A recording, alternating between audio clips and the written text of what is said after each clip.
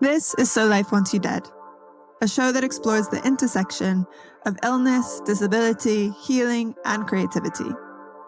I had an emergency organ transplant in 2015, and despite the drama of the situation, it turned out that near death was fertile ground for my creative life. Now, all these years later, I can say that was what saved me. That and a brand new liver. I'm Nora Logan, and this is a podcast on how looking at death helps you live. On today's episode, our guest is Ashley Eakin. Ashley is a writer and director who has directed projects for Disney+, Apple TV, and Netflix. Her short film Single won the 2020 South by Southwest Special Jury Recognition Award and is being developed into a TV show with FX. Prior to working on her own content, Ashley was the assistant to Jon M and worked on his critically acclaimed film Crazy Rich Asians. Having over 14 years of experience in the TV and film industry, Ashley is passionate about diversifying the narrative of how disabled people are portrayed in media. She's also a founding member of the DGA's newly established and historic Disability Committee. In this conversation, we talk about growing up with a rare bone disease and how it shaped Ashley's identity and career as a filmmaker, the challenges of navigating a world that often misunderstands disability, her desire to create authentic representation in media, and the importance of uplifting other disabled creatives. Here's the conversation. Welcome to So Life Wants You Dead, Ashley. Thank you so much for being here today. Thanks for having me. So I want to get straight into it. So you were born with a rare bone disease called Ollier's and also Maffucci syndrome. And I was surprised to learn that there are only 200 documented cases of it in the world. Mm-hmm. I was wondering if you can just tell us a bit about your experience of growing up with it and how it was for you and also how it is now. Yeah, growing up with a rare bone disease has definitely been a journey. And, I say Ollier's and Maffucci syndrome, but it's actually just Maffucci syndrome, but it's such a rare disease that a lot of people are first diagnosed with Ollier's. And then if you get some other symptoms, then it turns into Maffucci's, but it's actually two completely separate diagnoses. I mean, for my whole life, I've been I have Ollier's disease. And then later on, actually just last year, I used to say both, but last year I actually found out that it's two separate diagnoses, which was kind of a whole journey in and of itself, where you're my whole life I thought I had this thing and now it's actually both, or no, it's actually not both, it's just this other one. But yeah, growing up with something rare that not a lot of people or even doctors knew about was definitely challenging. I would go into doctor's offices and I've seen doctors Googling my disease on a computer, the mirror behind them. And you're oh no, this isn't good that I know more than they do. And so most of my life, I was really ashamed to have a physical disability and hid it a lot. I feel it's probably, consciously remembering when it shifted from feeling ashamed about it, maybe is when school started, first, second grade, because when you're a kid, you just kind of accept what you're given and you're all right, this is my body. And I'm having surgeries ever since, the age of 3. But when you get to school, I think that's really when you start to realize that you're different than other people, and kids will ask questions and kids will make fun of you. Or, I didn't grow up with a ton of bullying, but there was definitely some people that I had a surgery once. So during recess, I would have to sit on the bench, and my mom bought me all these books and games just to kind of entertain myself while everyone else is playing. And this kid would come by and sit next to me and tell me I was a freak and all this stuff. But it was the one bullying really incident growing up that you kind of find out later as you get older and you see this person age, you're oh, they were actually a huge outcast and didn't have friends. And sometimes the bullies were bullied themselves. And so I don't know. A lot of my life, it was complicated because disability was such a complicated word for me, because growing up in the 80s, 90s, it was usually if someone was a wheelchair user, then that meant they were disabled, And so my mom really, and my family was really like, you're not disabled, like you're good. We're going to try and have you have a childhood like anyone else. And so that was good, but it also created a complex where I wanted to run away from that label of disability. In my whole life, I'd be like, I'm not disabled. Like, no, that's not a part of who I am. And then as I started to get older and people would place the disabled label on me, I'd be very offended. And then I had to do a big kind of examination of myself of why am I offended by that? Where are these ideas coming from? What do I think of the disability community?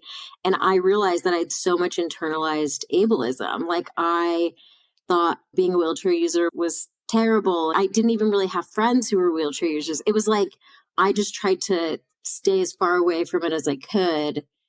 And having to unpack that as an adult has been really fascinating. And now embedding myself in the disability community and realizing that my bias is actually what a lot of the general population has against disability. And I'm almost like so disconnected from it now because I so love the disability community and don't even think about like assisted devices or just all these things that I used to be like, how do I interact with this person? It's completely gone away, but I still am close to that idea that this is how a lot of society thinks of disabled people, And so it's been an interesting journey, kind of like realizing that, unpacking it, and then being able to like fully embrace my identity and who I am and realize that like, this is a very rare disease. There's not a lot of people that have it, And so people who do have it need role models who fully embrace themselves and love themselves. And, it's been a whole journey. Yeah, I became disabled when I was 28 years old, which I've talked about a lot on my show. And having to come to this, what you were just talking about, this really deeply embedded internalized ableism within myself, and realizing how I saw the disabled community for the first part of my life, and then dealing with a disability and seeing that ableism reflected in how other people treated me and also how I treated myself. And it took me many years to even say the words disability in relation to myself. And something that I picked up in what you just said is not knowing how to speak to people about it. That the general society has, it makes people so uncomfortable not knowing how to speak to people, disabled people in general, and about it is is something that I find such an important thing to focus on in my own work. And I see so much of in your work too. It's clear that you're changing the conversation in a way and how disabled people interface with the world. Yeah, absolutely. I think every marginalized community has kind of dealt with this, of society being like, I don't know how to act in front of the Black community or the Asian, like it's happened before. Our community is so unique because it doesn't discriminate. Anyone can join at any time. People do come into our community halfway through their life, like yourself. And I think it's definitely something that I came to. I'm a writer director. I'm a filmmaker. I was an assistant a lot of my career for like 8 years, assisting different like producers and writers and directors. And I ended up working for Jon M, who did Crazy Rich Asians. And when I finished working for him and the film had done some like community screenings, people were writing him letters that were like, my whole life, I've been so ashamed of my identity and I didn't want to embrace that I'm Chinese American or, whatever.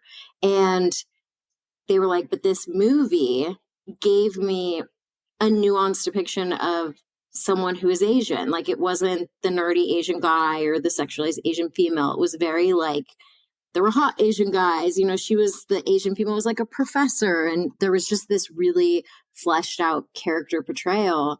And it made me realize that what is the portrayal of disabled people in media? When you start looking, you're like, oh, it's very inspirational. It's very like they overcame their disability, or disabled people are used as the villain. Or, when you start to really unpack how we've seen disability on screen, I was like, wait a second, my shame is probably because I've been excluded from culture. And where do I fit into this world? And so that's really what was kind of that spark for me of, and going through kind of an identity revolution at the same time of like, what does it mean to be a role model? Why am I hiding my body on Instagram all the time? Why am I not showing these parts of myself to the world? And that younger people needed to see that because I desperately needed to see that. Like I could not imagine my future when I was younger. I was terrified of every new milestone in life because I'm like, well, then all my friends are going to be getting married. Like, will I ever get married? Or like, it was just everything was so much fear. And I still pushed ahead and had a great time at all these stages of life that I've been in. But it really showed me that there is a need for us to see ourselves represented in a nuanced way and not just like an inspirational, nice character, and so I love writing stuff that's really complex and disable people as human beings because that's what we all are. And it's been really fulfilling to like have people send me messages now, even of just like shorts that I've made being like, oh my gosh, like I resonate with this so much. And that's really what drives me. This industry is, very hard and there's just a lot you have to fight against. And I have this mission. And I think that's what pushes me forward of just continuing this work. Mm-hmm. So as you just said, you're a filmmaker and a writer and a director. And you've said, I started having these inklings of, I think I want to direct. But I was born with a rare bone disease and I'm smaller, I'm a woman, and at this time I didn't see someone like myself directing. So it was really scary to put out there that I wanted to do it. So you spoke to that a little bit just now, but what was it that gave you that push to start directing? Yeah, I think being an assistant, it exposed me to being on set, being on these big studio budgets. I was in pitch meetings. I was on studio lots. I really got to immerse myself in the world. And I think that made it feel a little more attainable. Like here I am in this world, I could maybe do this, and seeing yourself represented, even if I don't see someone exactly with my body represented as a writer director, I was seeing a lot more women. I was getting to know women. I was going to a lot of directors, close-ups with Film Independent, seeing like smaller women directing. And I'm like, oh, like they're the director. That's amazing. Because usually my mind growing up was always men. And for some reason, tall men, even though like Spielberg and Scorsese are not tall, but for some reason, it felt like this person that was yelling on set, which is just not my personality. And then when you actually are directing, you're like, oh no, that's the first AD. That's not, that's not even your job, is to like tell everyone what to do in that sense of like corralling people. And so I think it was really trying it first. Is like everyone told me, if you want to direct, like go make something, even if you make it for like no money, just have one location. So I wrote a short and made it for like $700, got a small crew together. People were working for like, $100 a day or something really, really cheap. And I loved the process. And like, I actually had a filmmaker that I was an intern on one of his movies like a decade ago. And this is probably 5 years prior to me directing my first short. And he said, hey, you should come into my office and we should chat about this, like if you want to be a director. And he was the first person who really sat me down and was like, you should do this. Like you have a knack for storytelling. You show interesting frames. Your choices are really interesting. And honestly, you need that in this industry. You need someone to sit you down and go, you have something interesting, keep going. And that really, I feel, is what pushed me into being like, I am going to do this. And it was scary and took me, I think, like 4 more years to direct another short because I wanted to save up money. And, I wanted to know what it was like to actually work for a director because I hadn't. When I was doing all these other assistant jobs for producers and in a writer's office and just all these different things. And I'm like, what does a director actually do? How do they get hired to, direct a movie? What is the pitching process like? And I learned everything about that by working for Jon M, and I think that experience combined with that kind of push from the other director of going, you should do this, was like, once I quit working for Jon, I was like, I'm just going to go, dive into this head first and see what happens. What really pushed me into continuing is getting into the AFI Directing Workshop for Women. That was a huge vote of confidence because they only choose 8 women a year and like they get like 400 applications or something. So that was like, out of everyone, people are saying you have something, keep going. And that's kind of just what's been happening. My career is as I keep going, people keep saying, keep going, or I get opportunities. It's kind of a funny thing in this industry because it's so hard to get stuff made and stuff falls apart a lot. And a couple of us writers recently were like, yeah, we would quit if like this industry didn't keep validating us. Like, just because it's so hard to maintain a stable career. Yeah. What was that first short that you made? So it's called EXO, and it's very obscure. It was actually based off of an idea that my dad, he told me a story about this fish tank that he had, and he ended up, it was like a little mini like crawdad lobster type of a thing that was in his fish tank. And before he left for work, it was dead. It was floating at the top of the fish tank. And he then threw it away in his trash, went to work. When he came home from work, it was swimming in the fish tank. And he's like, what the heck happened there? And when he told me this story, my brain created a whole narrative of like, okay, it got out of the trash, climbed back into the fish tank. And what actually happened is lobsters molt. So they shed their skin and it looks like there's 2 lobsters. It completely like sheds its body. And the other one, like the real lobster was just hiding.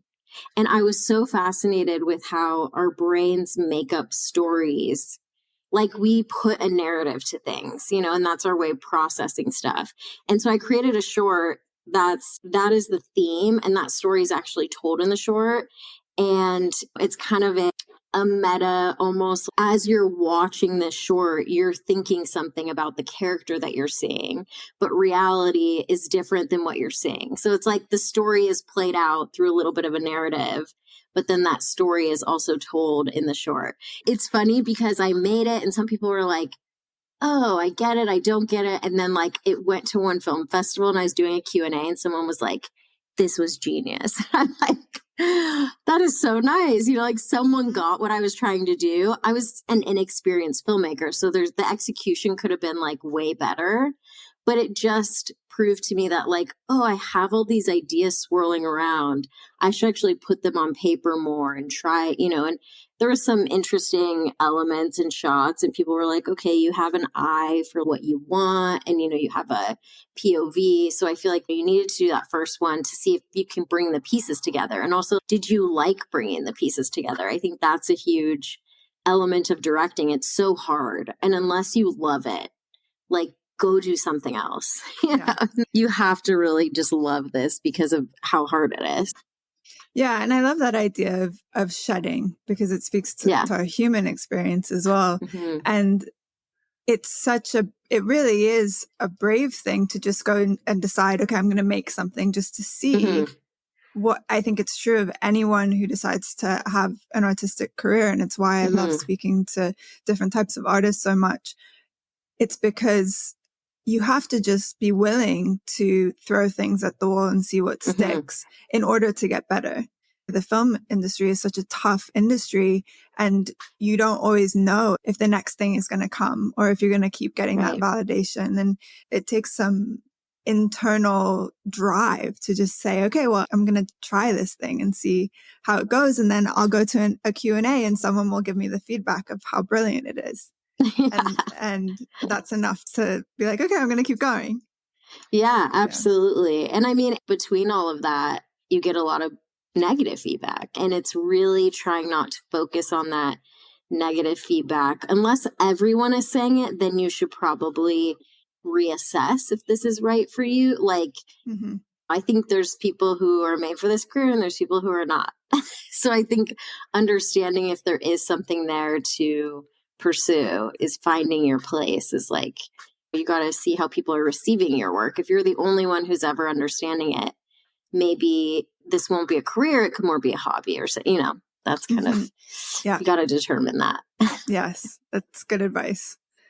So your work really strives to buck the notion that disabled people are a monolith, that there's somehow one narrative. From your short Roommates, in which the characters drink, smoke weed, and also discuss the freedom of one of the characters discusses the freedom of being a wheelchair user, and then to Single, another short that you directed, in which the protagonist contemplates how fucked up it is to be set up on a date simply because they have a similar disability with the person that they're on a date with. You really seem to be committed to portraying disabled people in all their humanity and their personality, their flaws. And I'm curious to know how your own experience informs your work and why it's important for you to make work like this. Yeah, I think that journey of starting to look at how disabled people are portrayed in media and realizing the lack of humanity in a lot of those roles is really what motivated me. But something really interesting is because I was so ashamed of my disability, even though it's visible and everyone can see it, in my head, I saw myself almost as non-disabled. I would forget almost that I'm disabled and I just be like any other person out there.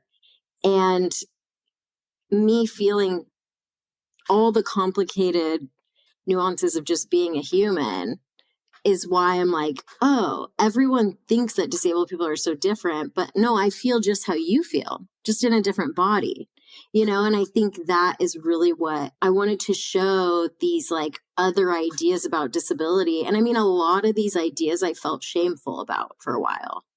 I felt, oh, there's something wrong with me, that I feel that it's messed up to get set up on a date with another disabled person, or that I wouldn't want to date another disabled person.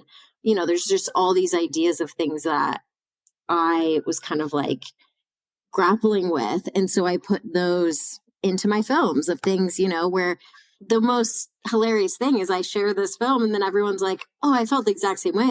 I was really, now I don't know, maybe it's different if I'm married, but maybe I would date a disabled person where I'm at now. But when I was super insecure about my disability, I couldn't handle two people being incredibly insecure about disability, or me, I would, even if the other person was secure, I would feel insecure, how people were looking at us, or, and I went on a date with someone who had a disability as well. And I was I could not unfocus on people thinking, if people were staring at both of us, oh, this is interesting, and I have to say, society does treat people with disabilities different. I think when people are together, I will have a friend with a disability come and stay with me and we'll go walk around Santa Monica and we both have visible disabilities, and people will be hilarious and really smile at us, so happy that we found a friend, or they'll just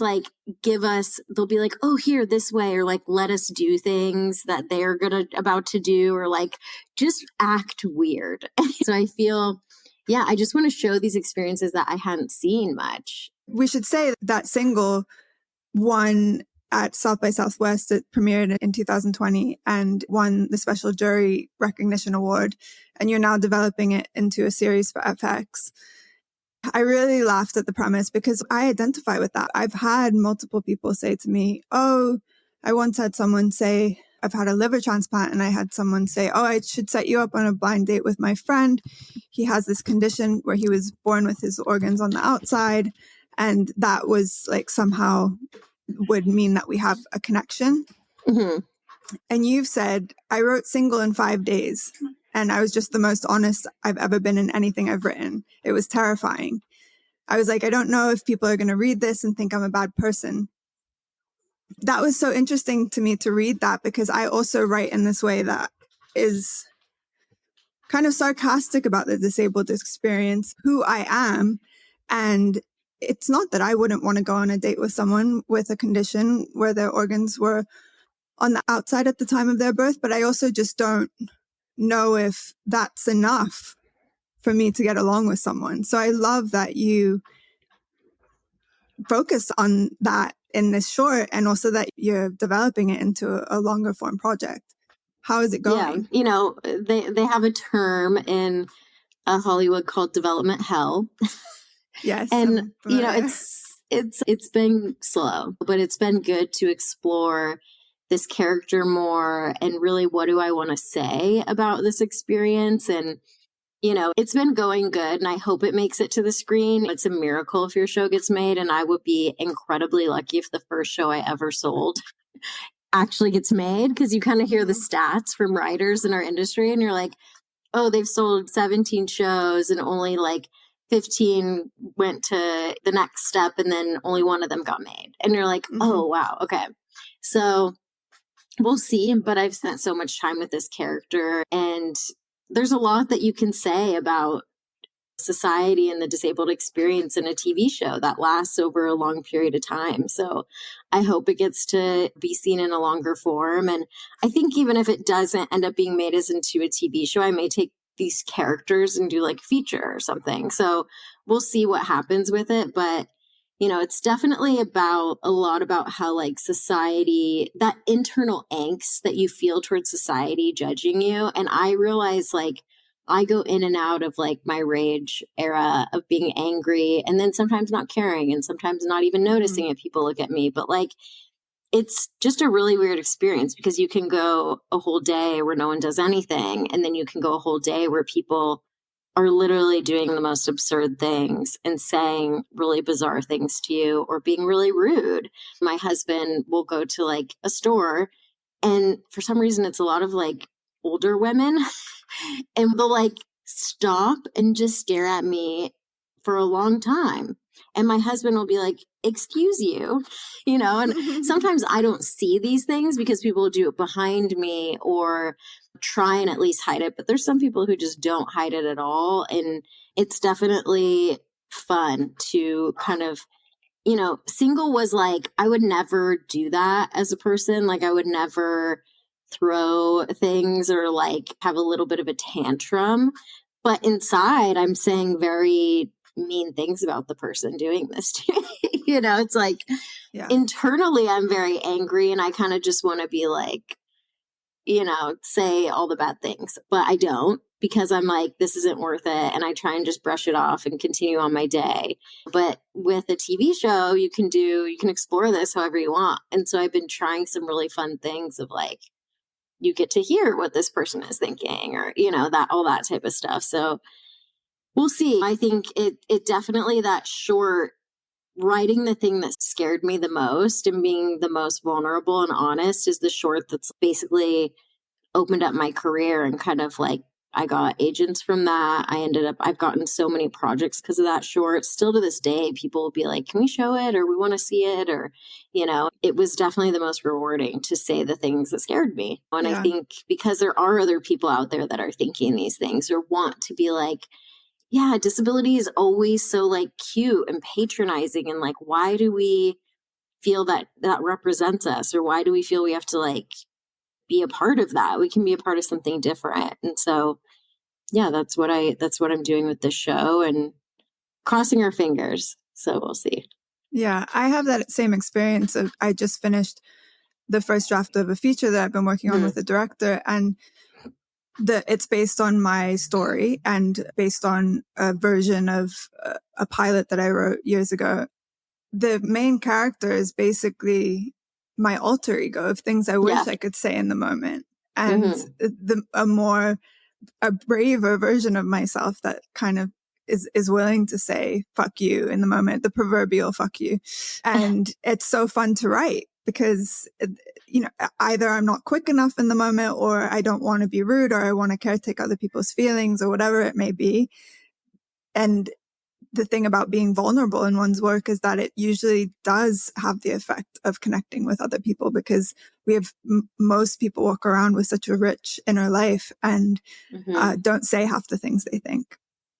Yeah, absolutely. Creating this character was such a catharsis moment for me. And it was interesting, the reaction. Like some non-disabled people would be like, that's over exaggerated. And I'm like, it's not. Like the way that people act towards you, it's not over exaggerated. And sometimes it's even worse than what I was just showing, you know? And so that was really interesting to see people's reaction. And then I also had some disabled people that were like, she's really rude and she should not represent disabled people.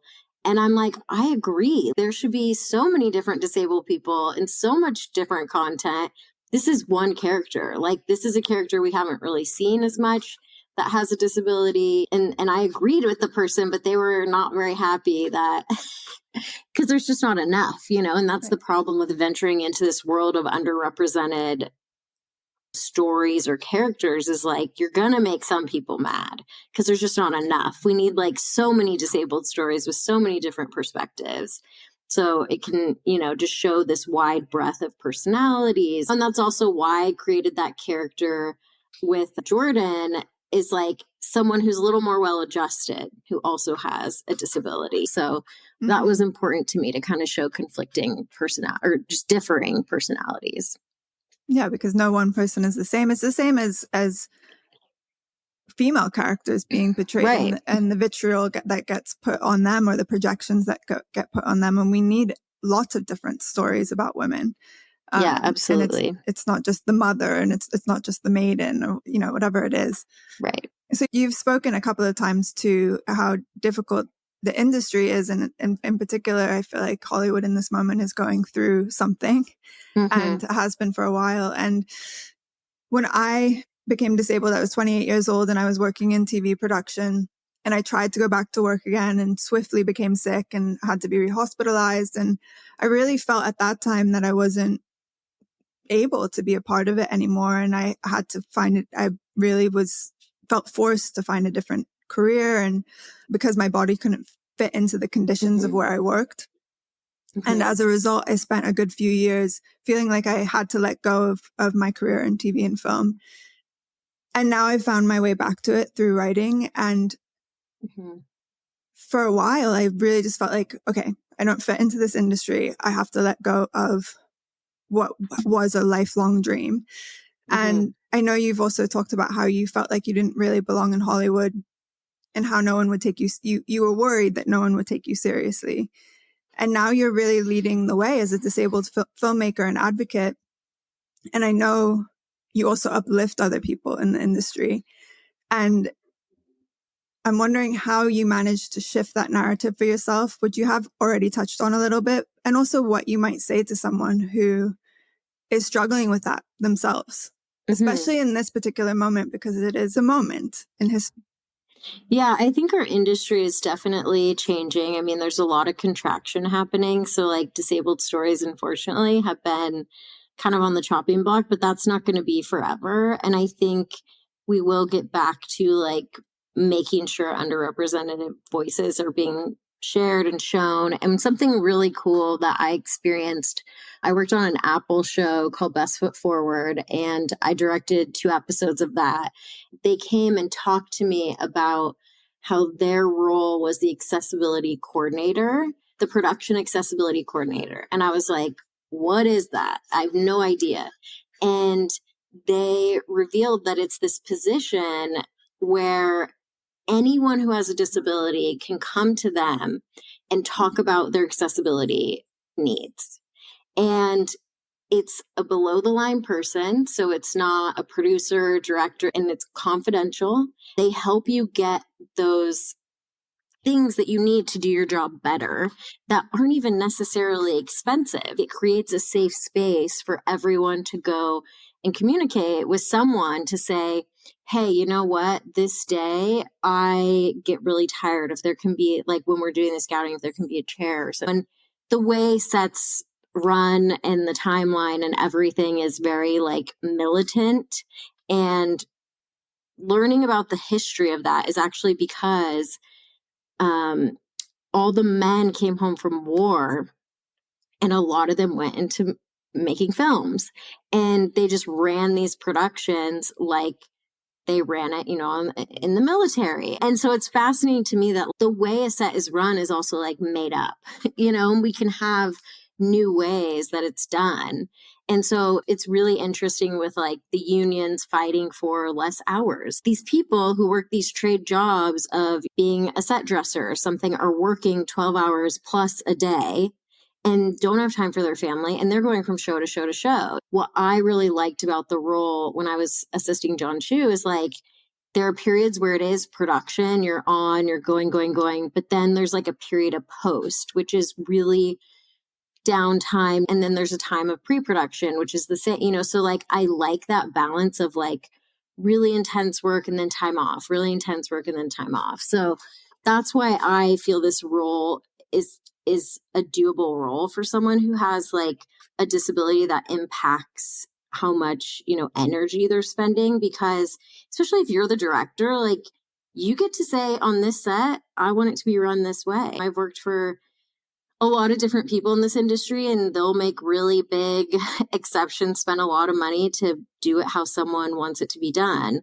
It's just, we all have to get there. Those people have earned that because of the success they've had.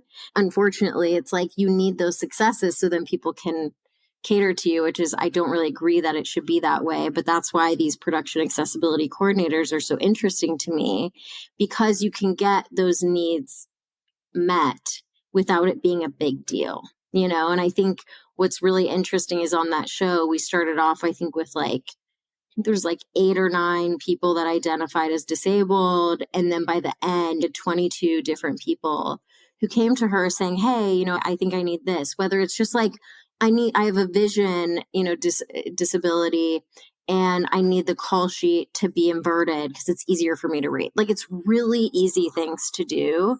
And, you know, we had people who have autism. And so there was, in between lunch breaks, there was a sensory deprivation room where you could just sit in silence without all the noise and all the stuff, you know. And so it's these things that, like, it wasn't a huge ordeal to make them happen. But sometimes you need that privacy and confidence of someone not to be like, well, that person needed this. When you actually break it down, it's not that much money. And I actually like held a panel with this DGA disability committee that we started, and the UPM, like the production manager of that show, goes, it's not a big issue if we know up front, which like everyone sees how we adjusted to COVID and like there's a bunch of money for COVID, you know, all the things that we needed for it on set. Let's just use a budget like that and say, okay, this budget, this percentage is always going to go to accessibility and anything that we need.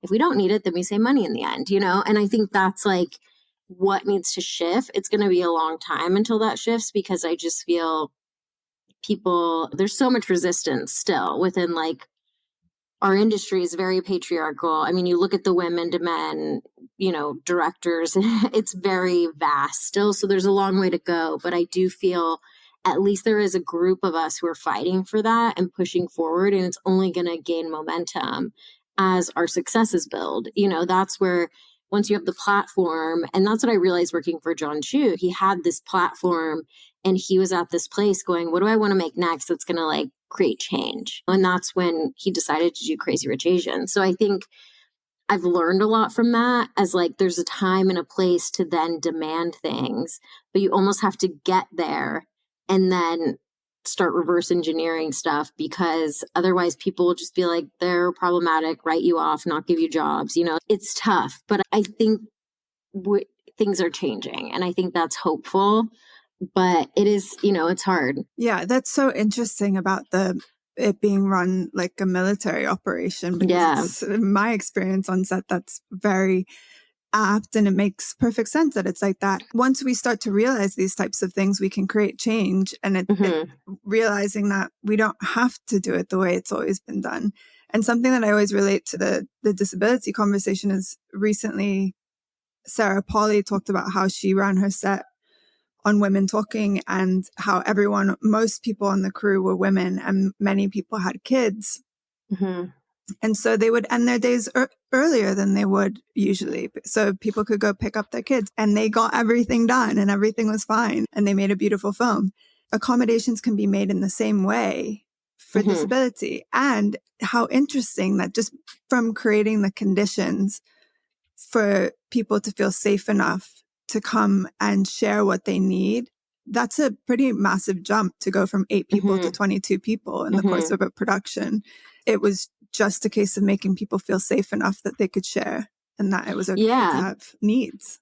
Yeah, and how many people actually deal with a disability that never disclose, and that's what's really beautiful about this disability committee that we started at the DGA is it has brought so many people together going, I'm dealing with this issue. No one on my set knows. How do I deal with this? Or am I going to get discriminated against? What's going to happen? And like just having these real, honest conversations. And I'm like, you might. Like, that's the truth of it, is we don't live in a world that's like, idyllic of how we want it to be.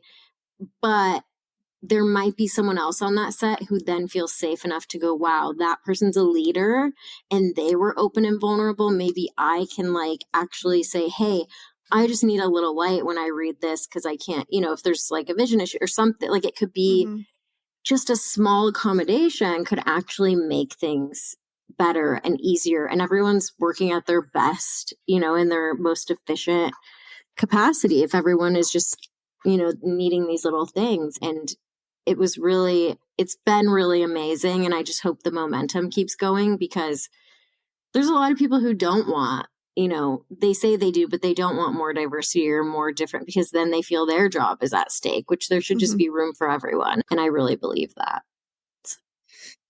Speaking of the DGA Disability Committee and the community that's come from that, have you found new directors or other people's work through being a part of that and finding other people whose work that you're interested in and want to uplift? Because I've seen in part of what you do is really uplift other people's work. Yeah, totally. I mean, I always am someone who believes in the work, like believes in doing the work and like having, good taste. And I definitely want to uplift people that I'm like, they should be noticed and they're actually really great. And that was something that when I worked for Jon, he like cared about the work and that people were like doing the work and not just like, oh, like he didn't hire me because he felt bad for me or he wanted to be a good person. It's like he hired me because I had the right experience and I had done so much assisting before working for him. So I like knew what I was doing. And I'm the same way where I'm like, I want to lift up people who are doing the work, actually, are pushing forward in a way that I find is interesting. And, I think we have to like rise together, and that's how I don't just want it to be me. We already know what happens if I'm one of the few voices. People don't agree with what I'm making. And I'm like, I'm not the only one. Like there's other people out here. And like my friend Sheridan O'Donnell, he just had a film come out and it has, it deals with some like mental disability stuff, but he is a low vision filmmaker and kind of found out in the middle of making this film, which is fascinating, and his just determination to keep pushing forward. And he's like a true artist filmmaker, and he's someone that I just love uplifting or trying to help with opportunities. And my other friend Brett Moline, he's like the funniest person, makes hilarious stuff. And these people should have bigger careers, and a lot of people come to me and be like, oh, you've done 6 shorts, you've done all these programs, why haven't you directed a feature? And I'm like, it's hard and there's still bias and things fall apart all the time. Getting financing when you're trying to cast disabled leads is really hard. And so I think if there's any way for us to like lift each other up, that's only going to help us in the end, to all kind of, there's a group of us. It's not just one story, there's multiple stories. And that's always been really important to me with like female filmmakers, disabled filmmakers, female and non-binary filmmakers. We need to be allies for each other and not think like scarcity mindset. I do see that also happening within marginalized communities of like, I have to be the one or else like someone else is getting it.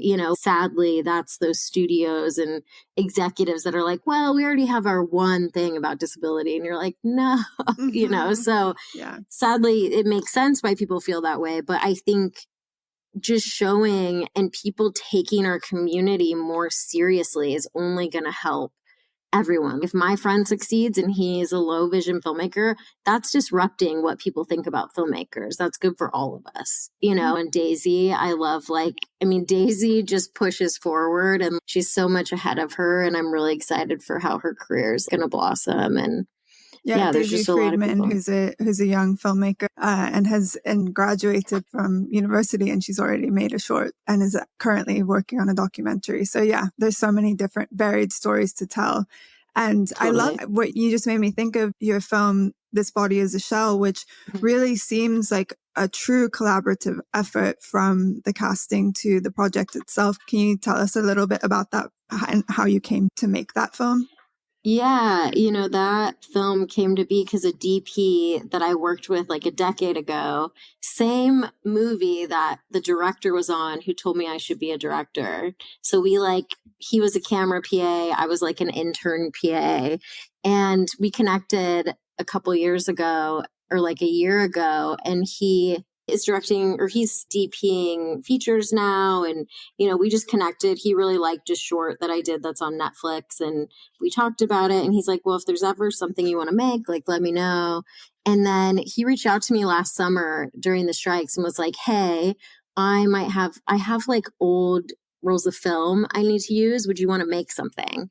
And I was like, yeah, and he sent me this little piece that's like a couple minutes long of girls counting to 100, like in a field. And I was like, that's cool. I'm like, let me think of what I want to make. And I've always wanted to make a very like editorial piece about disabled women and body image and your scars. And, I was like, okay, what do I want to do? And I was like, I think I want to write a poem. And I like wrote this poem. And then I started putting a deck together with like imagery of like mirrors. And I had a lot of issues growing up with like mirrors, and like looking into a full length body mirror was like horrifying for me. I would turn away mirrors. If I had one on my closet, I'd open the door all the way so like you couldn't see it. I would just like really, because I would feel great. And then I'd look in the mirror and be like, this isn't how I feel my body looks. And so it would like really kind of mess with my confidence. But I went through this whole journey of like accepting my disabled identity and my body, and realizing like the more I looked at myself, the more I felt okay with it. It's almost like exposure therapy. And so now I really like try and force myself to look in a mirror.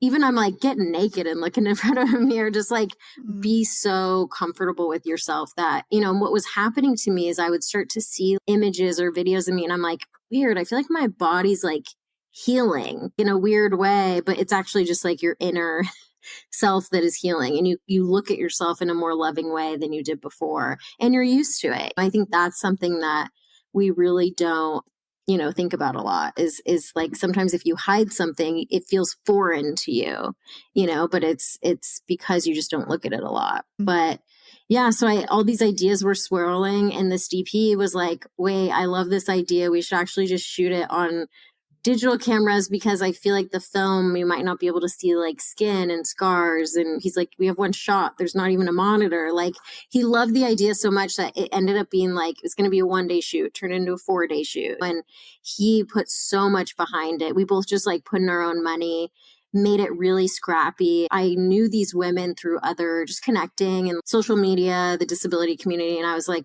I presented them with a deck and was like, would you guys want to be a part of this? And they were all like, it seems really cool and beautiful. I'm so grateful to them, because we went out to the desert for like 10 hours a day and just like played around, and really, I had a really robust shot list. But once you get out there, you're like, all right, let's get inspired by what we're seeing. And that was so fun, because we got some of the images from that. I'm like, it's the most striking, beautiful portrayal of like different bodies. And I always look at my body as like something that isn't beautiful, but when it's like, you can shoot something in a certain way that just like shows the environment juxtaposed against these bodies that are also natural to the environment. It was such a cool artistic expression. And I feel, after being in development so much and going through the strikes and like notes, I had a couple projects get killed, and just like the process of development can really grind you down and make you feel like, is anything I do good? Is anything I do like still hold that original idea. And so with this, I was like, I don't want any notes from anyone. I didn't even show my husband, which he's always the first person I show stuff to, because he's also a writer, filmmaker. And I was like, I'm not going to even show it to him because I feel like he's going to say something and that negative thought's going to get lodged in my head. And so I just like, we did it and he edited it. So he definitely did notes in that way of like editing, but it was just really fulfilling creative thing and reminding you like, oh, like art sometimes should just be like inspired and not like through this like process of capitalism and a money-making business. It's like, oh, we are giving these gifts of art just to express really complicated feelings. And that film, honestly, like some of the messages I got from people when I put it out was the most beautiful message I've ever received. And you're like, okay, I don't even know if I need to make films anymore. I did the thing I wanted to do, you know? And so that was really amazing. But it's so experimental that some people didn't get it. And some people were like, it didn't really move them in the way that it moved the other person who's like sobbing, you know? And I saw that even in my own family and stuff. It's like, my dad watched it and was sobbing, like so uncontrollable. And I was like, are you okay? And then I show it to another family member and they're like, that was cool. You know, like you could tell like, oh, they kind of don't get what I was making, you know? And so it's really interesting just to see that art is this cool medium where like people are going to connect to it and other people aren't. And so it was just a really cool experience and a lot of cool people coming together to create something that I think is special. It really is it's almost like performance art when you watch it. And it is truly a visual poem. And we'll put it on the website so people can see, because it's just so gorgeous. And something that struck me in watching your work, watching This Body is a Shell and also watching Forgive Us Our Trespasses, which is the film that you mentioned that's on Netflix, is how different it is. And, but you still speak to the core of the human experience, the disabled experience, not being just one thing, and it really just being a human experience. Yeah. And also then just thinking about how different it is to Single and how that's from a comedic lens, because Forgive Us Our Trespasses is a very serious subject matter about the Nazi regime and how they treated disabled children in that time. And then you jump to something completely different with Single, and then something even very experimental with This Body is a Shell. It's really interesting to see the breadth of your work. Yeah. And I get that a lot of like, these are so two different things. And like, what? Like, and I'm like, yeah, because I feel as a filmmaker, like so many of us, especially female filmmakers, are trapped into a space and like, you can only make this thing. And I'm like, I want to make a lot of different things. And that's why I love storytelling, is because it's like you make something specific to the story. It shouldn't always look the same. It shouldn't always be a similar approach. So I think that's like the fun of it for me. But it definitely, when the business side of it is trying to put you in a box and be like, she does this. Even when people ask me, do you do comedy or drama? And I'm like, I do both. And some people are really weirded out by that, which they shouldn't be. Like, we're storytellers. We can be in any medium if we want to. So I think, yeah, it's always interesting when it's reflected back to me. And I also realize I like to do heavy and then something light, and then heavy and then something light, because I think you live these films so much, even shorts. Like, I like dedicate my soul to it, you know, and I feel always doing something that's like funny. I'm like, but wait, this isn't all of me.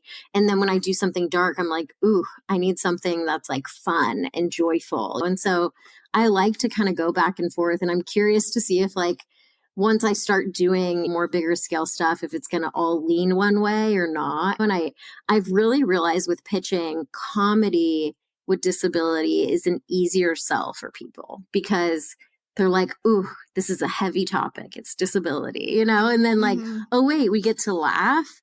Then people see it, I guess. But I love drama. I came in wanting to do drama, you know, and I feel like some people are just like, oh, that's really heavy. Unless they want to like cast it with a non-disabled actor, then they'll consider it. But I'm like, I don't want to do that. And so it's interesting, once the commerce element gets brought into the scenario, it changes things. Yeah. And comedy makes people relax in a way if they can laugh or something. But it's just, there's so many different dramas about really heavy, violent things that disability shouldn't be scary to people. I know. Trust me. Pitching certain things, people will say feedback, and I'm like, this actually doesn't have that at all. But like, you're just uncomfortable with disability and this subject matter. Like, even it's interesting. I mean, we could talk for another hour about that. We could, absolutely. Maybe we'll do another episode in a couple of years and see what everything is. Yeah, exactly. Because there's just so much to talk about. Yeah, there really is. But we're winding down, and I close every episode with 3 questions. And the first one is, if you lived in a world that completely catered to your disability, what would that look like? Oh my gosh. This is something that I never think of because my body is so different. And also, every person with my rare disease has a different body.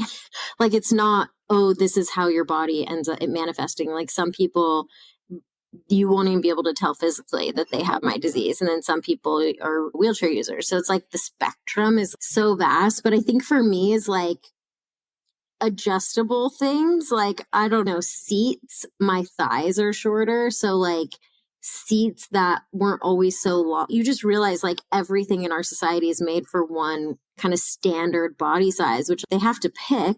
It's like, who are we going to base this off of? I think just like a lot more things that are adjustable, or tools to help people do things. Like, I'm shorter, and also my friend who's non-disabled is as tall as me. At grocery stores, we both laugh about how like we are climbing the stuff to get the thing we need at the top. Why not just have a little flap that comes down so people can step up on something? I feel like that would be so great. Yeah, I'm just like little things that really, or they have like, you go to the bathroom and the place to hang your thing is like the very top of the door, and you're like, why? Like, put it in the middle, or just different things that you can't, tall people can shrink to like fit something on a, door hanger, but like short people can't do the tall thing. So maybe more skewing that way. I don't know. I mean, I went to a bathroom in Ireland, in Dublin last year, and the bathroom had like so much accessibility,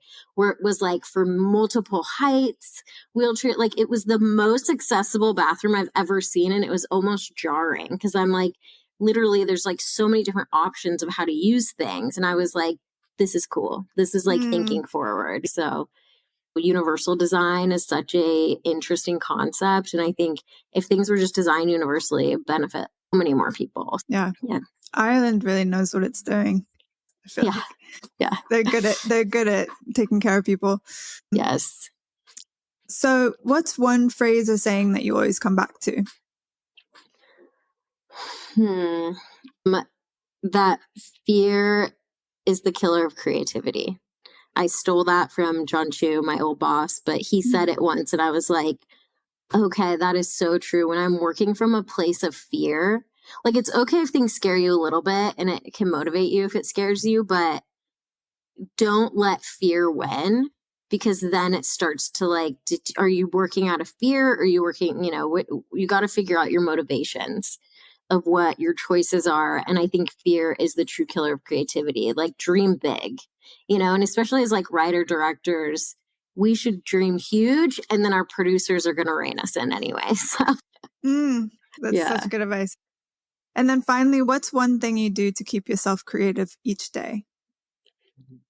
Ooh, something I've done ever since college is I actually have like a secret Tumblr. I love that. Yeah. And I look at images and anything that moves me in any capacity. Like, it can trigger a memory, it can trigger a feeling, and it can be like, oh, that could be an interesting character. Like, it's not necessarily how I'm feeling.